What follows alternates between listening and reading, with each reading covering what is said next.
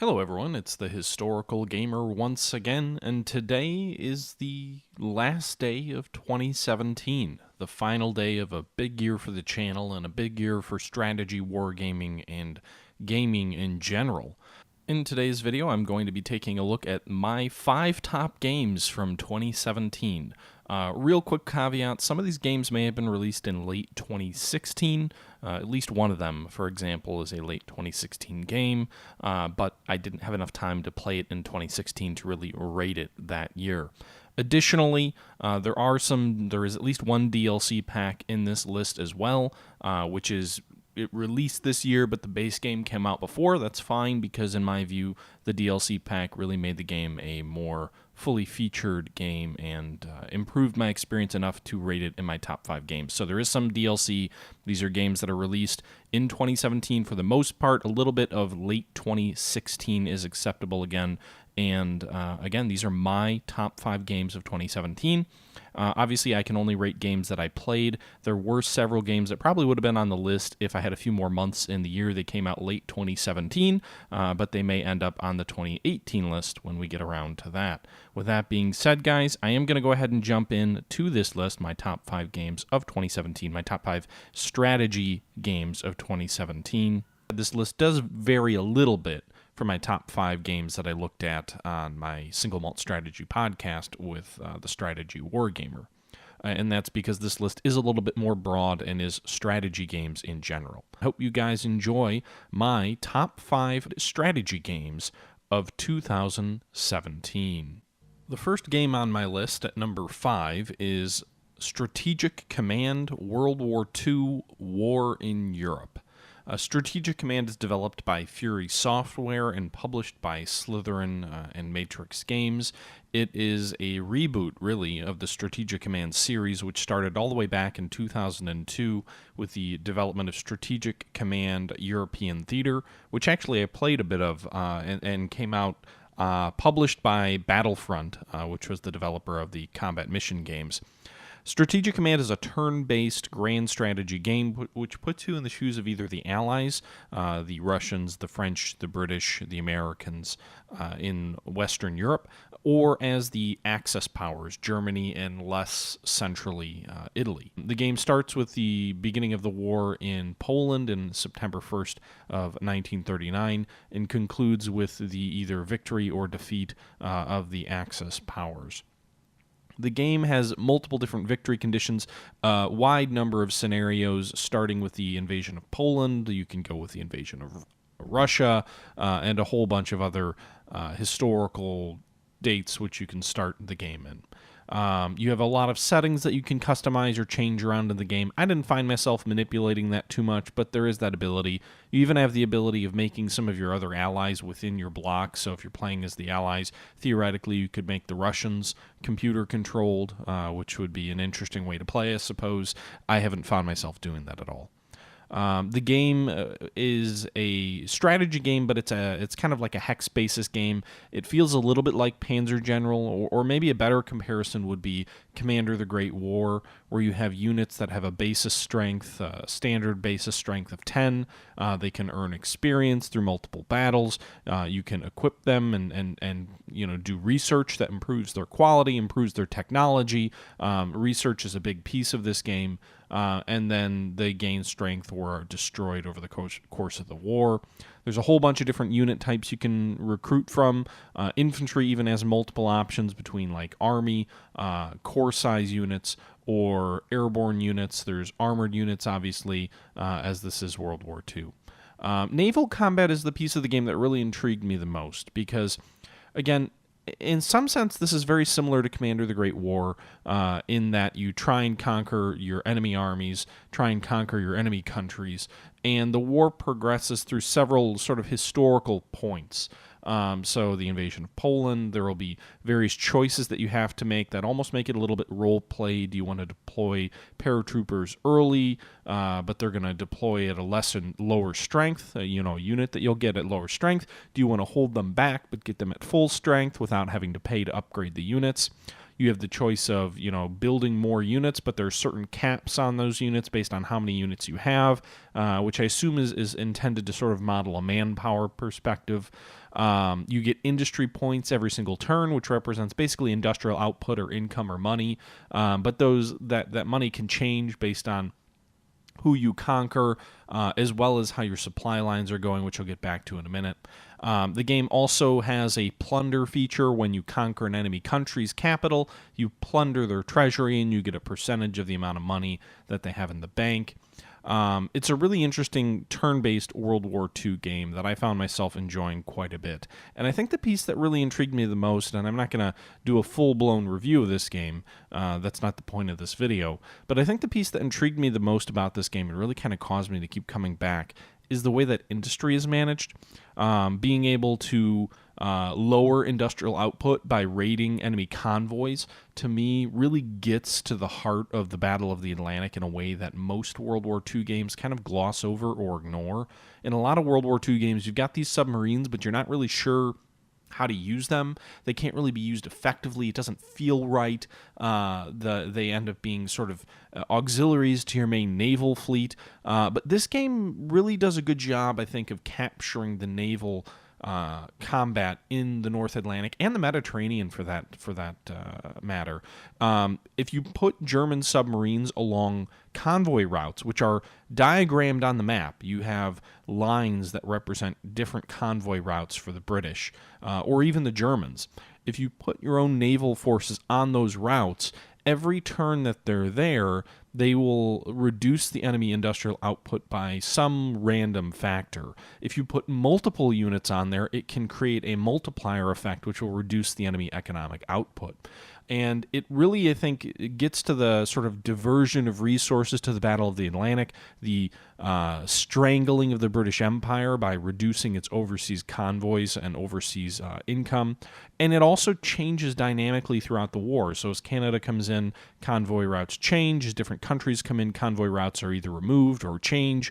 And then you end up with these sort of sprawling battles where your ships, your submarines, as the Germans get progressively pushed west into the center of the Atlantic, further and further away from your bases of supplies in Europe, as the British become more proficient with their anti-submarine either aircraft or patrols. And often you find yourself driven out of your spots to try and escape British destroyers, which may be operating out in that direction. Additionally, the game even gives the Allies the opportunity to fight a commerce war against the Germans, intercepting German-Swedish iron ore, Norwegian iron ore convoy routes, which travel in close to Norway. It adds a strategic element to involving yourself in Germany and invading Norway, which historically, a lot of these games just say, oh, you're attacking Norway. It has something to do with commerce. It has something to do with Swedish iron. But this game really allows you to understand the importance of that operation from the German perspective of needing to really protect those convoy routes and your income. Additionally, in the Mediterranean, I think it's easy to misunderstand or underappreciate the naval supremacy that the British Navy had during World War II, and that the Germans and even the large Italian fleet was struggling to really overcome. And one thing that I found in this game is even when I snuck in and I was able to trick the AI into engaging on unfavorable terms in numerous naval engagements, and I would destroy several Royal Navy battleships or other things like that, I always found myself just in awe of how strong the Royal Navy was, how much there was to overcome. And I think this game does a really good job of, modeling that. So just sort of shortly saying that I think it gets the naval war right in terms of the strength of the Allied navies as well, especially the British in relative comparison to the Italians. I will add that the game has sort of historical events or moments which can take away from some of the components of the game. So the game has diplomacy, where you can invest time and resources in trying to swing various countries to your side. I think a lot of times the historical events work against you there. So I've put huge amounts of resources behind trying to swing Yugoslavia to the Germans, for example, and I get just about there to getting them on the verge of joining the war, and then there's a coup in Yugoslavia, which historically happened, ousted the pro-fascist government, and led to the German intervention in Yugoslavia. Well, that's great, and that's all historical, but the problem is, if the gameplay mechanic allows me to invest all this time and resources, and all I need to know is that there's no point in ever doing this because this is just going to happen, then I think it struggles. Additionally, the relations with Russia, if you try and make Russia more of a priority, sometimes I think Russia comes in too early, even if you invest vast sums of resources in them. So to me, diplomacy is tricky in that sometimes you can bring a central power in on your side, not central power, I'm in such a the World War II mindset. You can bring a power in on your side as the axis of the Allies, sometimes more quickly than historically happened, but you very rarely are ever going to flip a country to you that was not toward you historically. And in some senses, that's very good. That's very wise of the game. But in other cases, it's kind of like, all right, well, then what's the point of this whole diplomatic thing? Every turn, every so many turns, you will get one of these historical events that will pop up on you that will maybe make you make a choice. So for the Russians, for example, you've got the choice of annexing the Baltic countries. As the Germans, you have the choice of dividing parts of or renegotiating your agreement with Russia in terms of the border with Poland. Various events that pop up on you. But if you're going to have these historical diplomatic events, it kind of undermines your diplomacy method where you're investing time and resources and diplomats and trying to convince other countries to shift for you or against, whoever. So that piece of the game, to me, seems a little bit like it works against its own game mechanic. They don't seem to work terribly well together. I enjoy both game mechanics by themselves. They just struggle to come together. But overall, this is a joy to play. It's a lot of fun. I love the logistical hurdles of trying to shift your armies from France to the Russian front, get it done in time, get your offensive set up so that you're ready to drive into Russia before the actual winter hits. I really think this game introduces a lot of interesting logistical and decisions that you have to make as the Germans. Do you really want to bother invading Greece? Do you really want to extend that Russian front? Are you better off just going in through Poland? Is there any way to hold the Russians off a little bit longer to focus your resources on the Western Allies? The game has a great sense of time. I don't think I'm doing the game justice. Suffice to say that it's a turn-based World War II strategy game that takes place in Europe, that gets the naval elements right, that has some interesting diplomatic events and choices that you have to make that sometimes work against each other, and that really forces you to make very intelligent decisions around your logistics of transporting forces from theater to theater, because there is an operational maneuverability where you can take a unit and shift it to another theater really quickly. And then there's the other option where you can just let your troops kind of march or move across more naturally, but that takes forever. So this game has a lot to it. I'm really ignoring the tech side of things as well, which is a huge component to being successful in the game, but that's because I've already been talking about this game for 10 minutes. So suffice to say, the fifth game on my list is Strategic Command World War II War in Europe. Check it out. I enjoyed it quite a bit. And with that being said, let's move on to the fourth game on our list. Game number 4 is Stellaris Utopia. So technically this is a DLC for Stellaris, which came out in April of this year. On a wider picture, I guess I would just say I'd put all of Stellaris in my top games of this year. I know it came out in May of the year before, but in any case, Utopia really helped round Stellaris out, in my opinion, into being a truly very good game, and a game that I found myself coming back to consistently throughout 2017. I've never really been into space simulations. I played a little bit of Distant Worlds. I did a collaborative series with that as well a few years, well, a year or two back. But in general, space games aren't just not the kind of strategy games I tend to play a lot of. Stellaris is interesting, though, because basically what Stellaris is it's a real-time space strategy game, a 4X space strategy game, which gives you control over any number of kind of space empires, humanoid, alien, I think there's even machines in there as well, and gives you full control of that empire in a really fun game. What I find interesting about Stellaris is it essentially takes the Crusader Kings or Utopia Universalis model of these historical 4X strategy games, but shifts it into outer space. So you're, trying to build a space empire in the same way that you're really trying to build a Crusader Kings empire or a European empire in Paradox's other grand strategy games. But what it does is it takes you out of the historical context. So rather than me, knowing, all right, I'm playing as the Byzantine Empire, or I'm playing as a count in France, or I'm playing as Napoleonic Russia, Napoleonic France, rather than all of these pieces of historical baggage that I have as I play any of these other games, which are interesting in their own rights, it essentially throws me into a sandbox. Generally, I play as a very brand new space empire, just learning the ropes, and it lets me explore. And I get to send research ships all throughout the galaxy, researching hundreds and hundreds of different star systems, constructing mines and whatnot, gathering resources from electricity in the case of around certain types of stars, or mining asteroids, all while trying to build up this space empire. And then dealing with rival space empires as you expand throughout the galaxy. And there's something sort of freeing about playing this kind of a game because it's really easy to pick up and play. For example, Europa Universalis is one of those games that I always struggle to get into. It's very deep. It's very difficult to get into. I've got a whole bunch of the DLC, but it's challenging for me. Crusader Kings, I struggle to build the story that I always hear people talking about. I enjoy the game. I play it, but I never really get this sort of immersion that a lot of people who play that game get.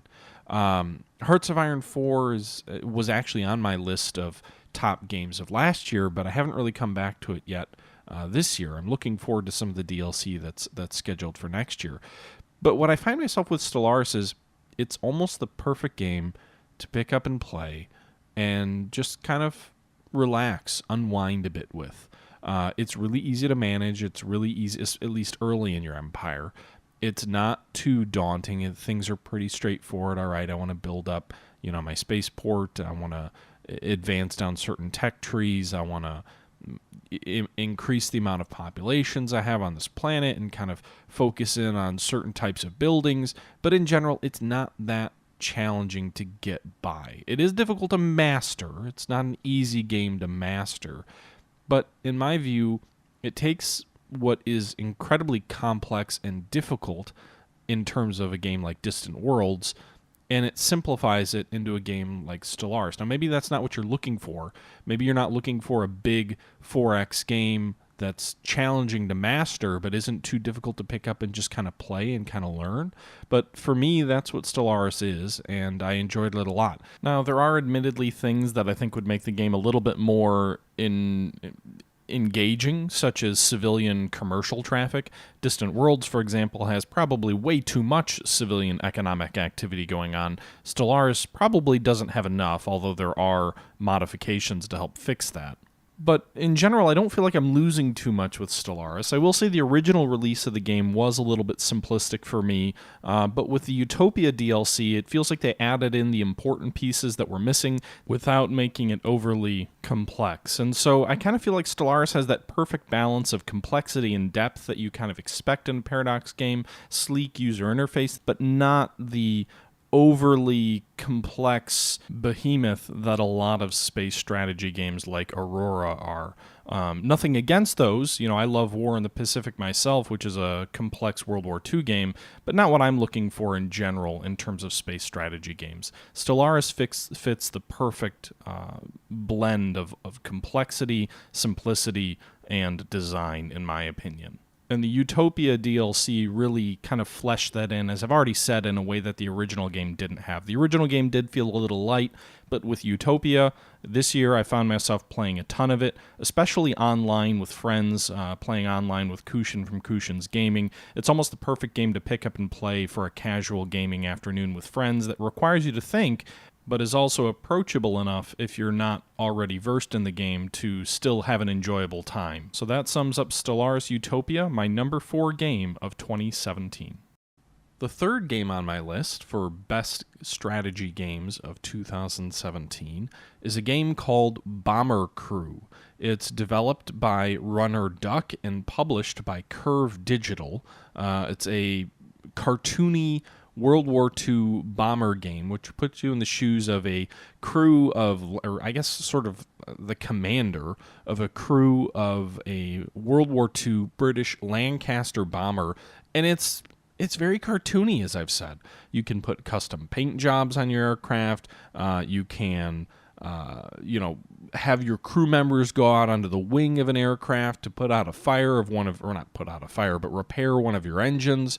Just a really funny, lighthearted World War II themed game. Not terribly historically accurate, if you will, but if you want to manage your crew throughout various bombing missions, some of them loosely based on history, then this is a fun game to play. Again, one of those lighthearted games that just doesn't take too much thought to jump in and play. Kind of reminds me of a mobile game in some sense. You'll be flying your crew along toward its target. You need to move your bombardier from the gun down to his bombardier sights. You need to issue the orders to open up the bomb bay door, drop the bombs, then move him back to his guns. You may need to order, your repair person who you have designated on your aircraft to repair things around to different spots of the aircraft to fix things.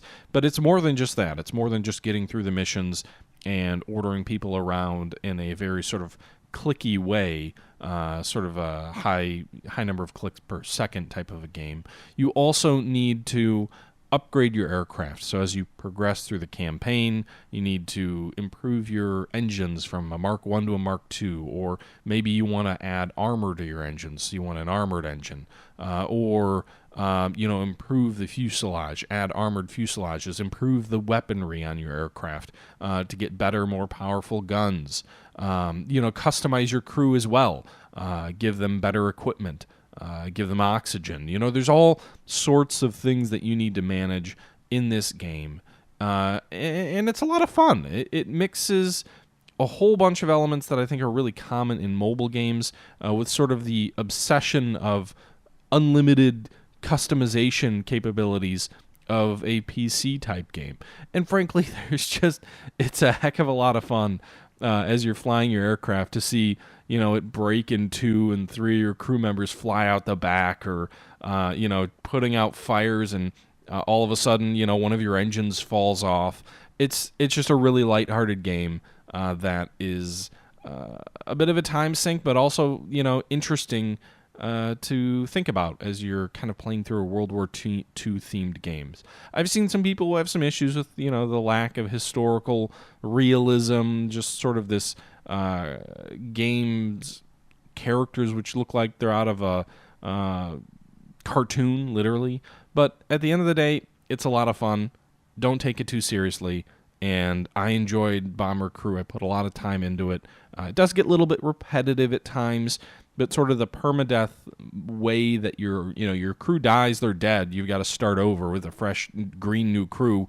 And then the fact that the game has this memorial wall, which tracks all of your crew members who've perished in previous missions, in various campaigns, just filling up that wall with your futility. It's a lot of fun.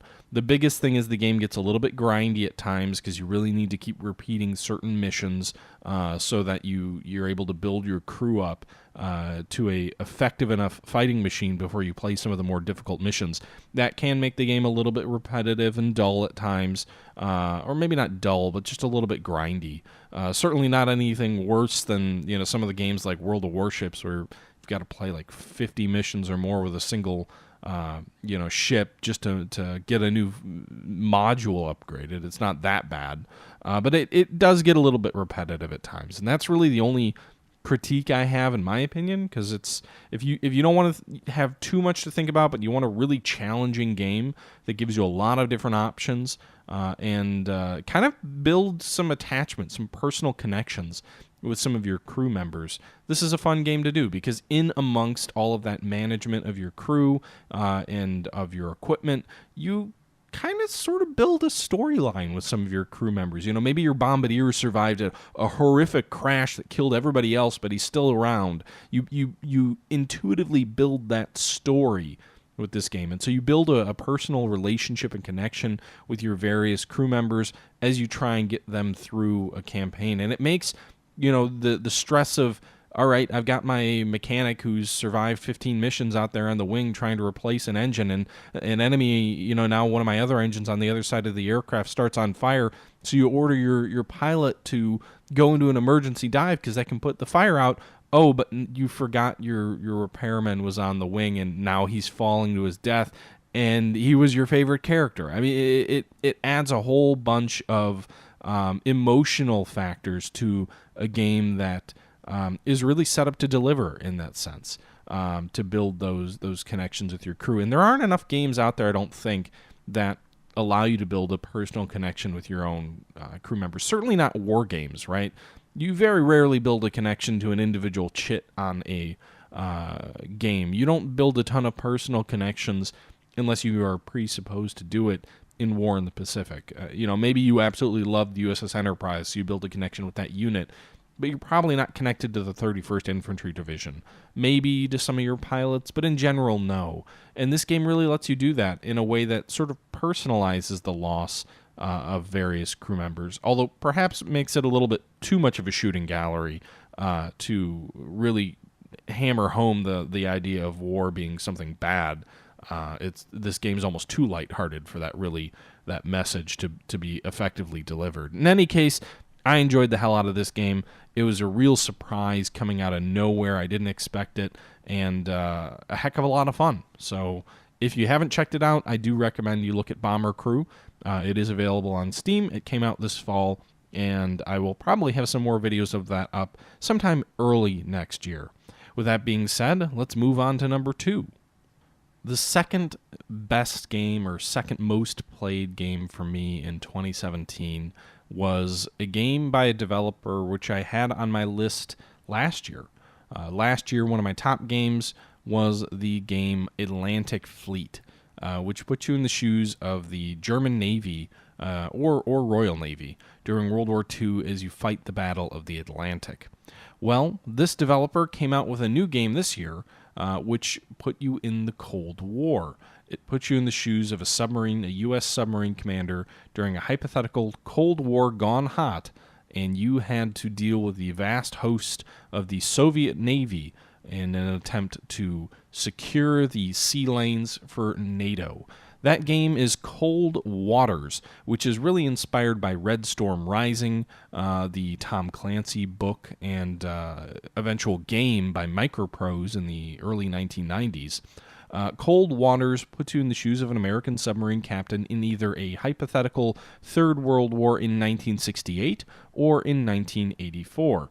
The two different campaigns really coexist very well because what they do is they basically give you a low-tech Third World War in 1968. The U.S. is bogged down in Vietnam, and substantial resources are diverted, so the Soviets think they have an advantage, so they launch a preemptive attack against Western Europe, and you're a submarine commander in that conflict. The 68 campaign is challenging because you are mixed with sort of late World War II weaponry like dumb torpedoes like the Mark 16 and really ineffectual smart wire-guided torpedoes like the Mark 37, which are so slow that any enemy submarine simply has to turn around and run away as soon as they hear the torpedo.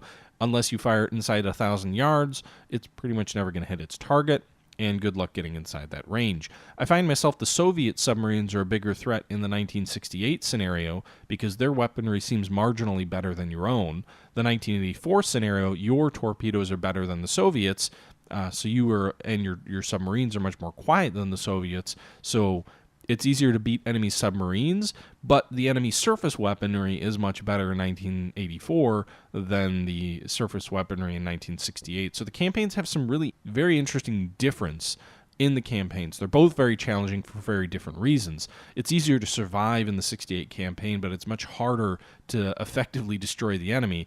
It's much easier to destroy the enemy in the 84 campaign because your technology and your weaponry is so much better. In the 84 campaign, you've got a Los Angeles-class submarine, the super quiet Narwhal-class submarines. You've got advanced weaponries like Harpoon anti-ship missiles, Mark 48 ad-cap torpedoes, which no enemy is going to run away from, and have huge warheads on them. The two campaigns really play well against each other.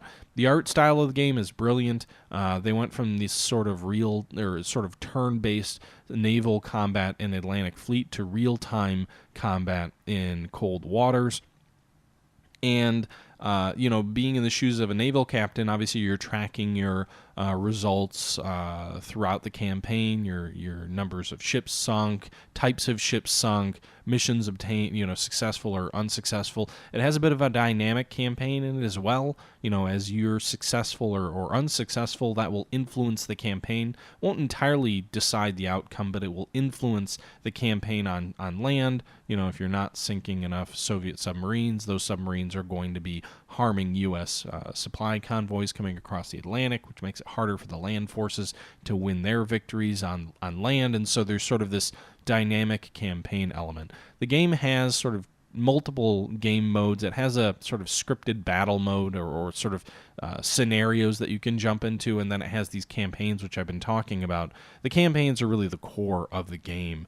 I've never really played any of the other game modes, so I guess that is what it is. I had hoped to play as a Soviet sub-captain. The game opens up a ton of mods to sort of enthusiasts. There's modifications for Soviet submarines, modifications for newer, more modern submarines. There's a whole bunch of things out there that you can do with it.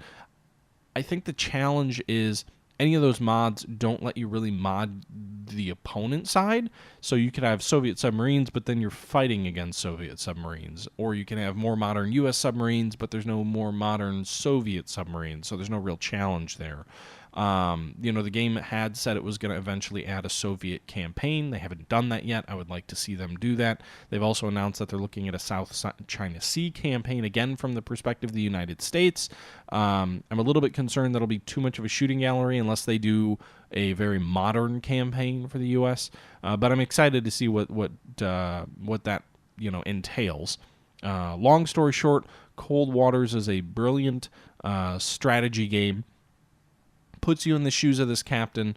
I did leave out there's sort of an operational and a tactical level to the game. When you go into the campaign, you'll be given orders by SyncPack, or not SyncPack because that would be Pacific, but basically the submarine commanders of the Atlantic. They'll give you orders, various missions that you have to do, intercept Spetsnaz, launch Tomahawk cruise missiles against land targets, destroy enemy submarines, destroy enemy ballistic missile submarines, all different kinds of missions that you may be given. And so then you move your unit in a real-time fashion across a map of the North Atlantic, and then when you collide with an enemy unit on that map, you go into a tactical battle, which is a real-time sort of third-person shooter of a submarine simulation. It does attempt to model real tactics, so sonar buoys are really important in this tactical battle area. The way you maneuver your submarine, the angle on the bow to the enemy target will influence your ability to hear them.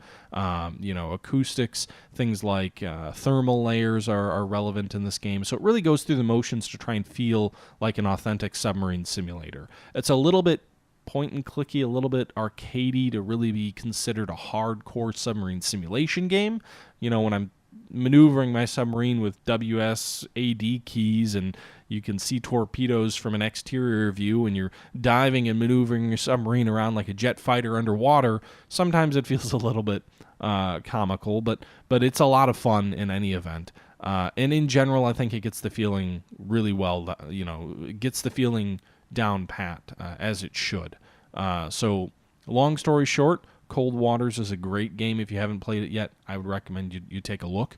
If you're interested in submarines, if you're interested in the Cold War, it's not Silent Hunter, it's not Dangerous Waters, but it's also more approachable than either of those games and is a blast to play. Because of the two different campaigns as well, it's got a fair amount of replayability, and the developers have obviously signaled an intent to stay committed to the game with their upcoming. I don't know if it's DLC. They haven't really released what it's going to be. I don't know if it's a standalone game, if it's an add-on, if it's free, if there's a charge. I'm not really sure, but they've certainly indicated a willingness and desire to continue with this particular series. So that is my number 2 game of 2017. And so this list is almost coming to an end. We've looked at 4 games, my top 4 games of 2017, and that leaves us with just number 1, my number 1 strategy game of 2017. With that being said, let's recap here really quickly. At number 5, Strategic Command World War II War in Europe. Number 4, Stellaris Utopia. Number 3, Bomber Crew. Number 2, Cold Waters.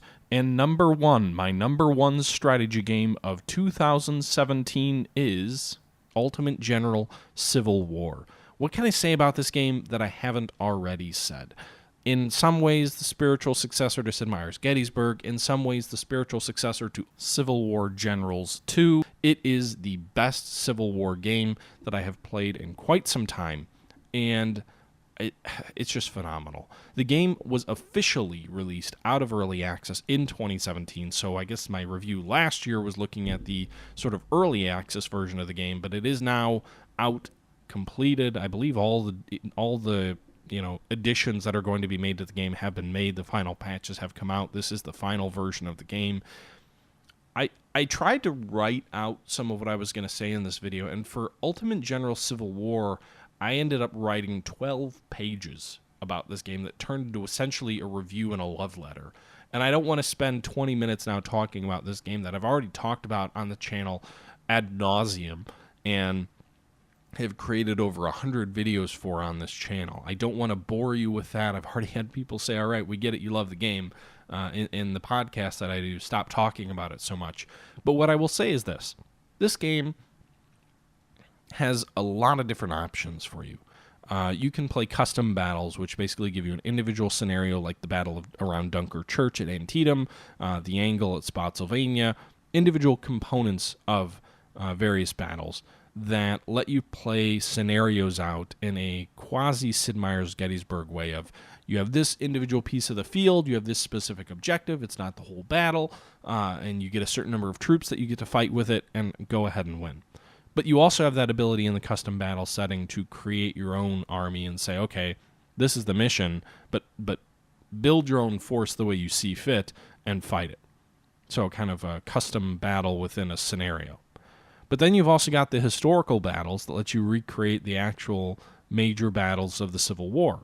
First Bull Run, Second Bull Run, Chancellorsville, Gettysburg, Antietam, Fredericksburg, etc. But then you've got the core of the game. And those battles sort of take place over a real-time environment that feels about right. All right, go here, take this hill. Now a new, after a certain amount of time, a new event will occur. Your objectives shift, reinforcements arrive. Fight the battle as historically happened. Okay. But then you've got the grand strategy, the grand campaign of this game, which adds role-play elements. You pick your character. Are you a politician? Are you a general? What did you do before the war? It builds the story up as you fight through the campaign. And then if you lose the campaign early or if you win the campaign, you get sort of a post-mortem and what happened to your character after the war. Your character is represented on the screen with a sprite. It's a little bit role-play. You build up your core force. You build up, I mentioned in one of the earlier games, not a lot of games cause you to build a personal connection with your units. This game has that potential. You can rename brigades. You outfit brigades with equipment. You manage their reinforcements and replacements between battles. So you build up a force in your army management to fight through all of your Civil War battles. And then you have to, again, fight through 40-plus engagements during the Civil War to try and get from the beginning of the war to the end of the war. And again, building up this force the whole way. And victories earn you reputation, which can be used to get things like additional recruits, more money, better weapons, or cost you reputation if you lose. And if you lose too much reputation, you lose the campaign. So every battle has a reputation value. You can gain if you win, you lose if you lose the battle, and depending on how that all goes, you could see success or failure. Now, this game does have some challenges. At times, it seems like it's a little bit too bloodbathy. You know, certain battles are just hit the enemy with wave after wave of troops, almost like your zombies just kind of moving across the field. The AI can get into a bit of a fatal funnel in some of these campaigns where, you know, you just beat them too hard too early and they never really recover and things get a little bit repetitive. Some of the maneuvers and whatnot and the tactical elements feel like the game's lost a little bit from Ultimate General Gettysburg, which felt more authentic in terms of the way troops maneuver across a battlefield, the way that battles are fought. Sometimes is a little bit too removed from a historical feel. You know, if you really want the ultimate Civil War battle simulator, I would say look at the Scourge of Wargames. Those really, I think, capture the look and feel of linear combat during the Civil War more than Ultimate General does. But what Ultimate General does is it gives you that wider scale, that whole Civil War scale. And what makes this game special is the ability to see a commander promoted from major to colonel, from colonel to brigadier general to major general to lieutenant general. It lets you manage your units and your personalities in command. It has those permanent deaths for some of your commanders if they're wounded in battle. It has that linked series of battles carrying over fight to fight as you try and make it through the war. And then it has that role-playing element for your character to try and get yourself promoted from brigadier general to major general to lieutenant general and see what your post-war career looks like. It has all of those elements, which very few Civil War games have. And then it has the tactical element. And interestingly enough, the tactical element of the game is probably on the weaker side of things, you know, just kind of in its overall appearance when compared with some of the other tactical battles out there. And yet it's still a heck of a lot of fun. And I still find myself husbanding my resources, trying to preserve my forces, trying to, look after my pet regiments and make sure that they're not overwhelmed or easily destroyed. But without going on and on about how great this game is, this is my most played game in 2017. This is a game you should look at. It's made by Game Labs. It's the same developers of Ultimate General Gettysburg. It is the same developers as Naval Action, a naval real-time strategy war game. And it is a brilliant piece of gaming that I've spent hundreds, literally, of hours playing just this year.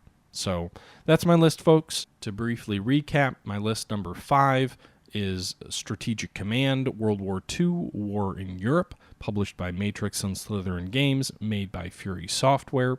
Number 4 is Stellaris, made by Paradox. Stellaris, Utopia, the DLC pack. Number 3 is Bomber Crew, made by Runner Duck and published by Curved Digital. Number 2 is Cold Waters, the sort of spiritual successor to Red Storm Rising, made by Killerfish Games. And number 1 in my list is Ultimate General Civil War, made by Game Labs, the sequel to Ultimate General Gettysburg, but which takes it out a little bit further and looks at the Civil War in sort of a more grand campaigny method. That's my gaming for 2017. Mostly war games, one Space 4X game in there. I hope you guys have enjoyed this rather long video, but let me know your thoughts below. Do you agree with my list? Do you think my list is garbage? What's your list look like? I hope you guys all enjoyed the channel. 2017 was a big year for the channel. Huge view totals, huge sub gains, best year of the channel so far, and I'm really appreciative to all of you for your continued support. Look for tomorrow's video, the first video of the new year. We'll be discussing my most anticipated games of 2018. But we'll leave that there. I hope you guys have enjoyed this video. And until next time, everybody, this is the Historical Gamer saying thank you for a wonderful 2017. And until 2018, I'm out.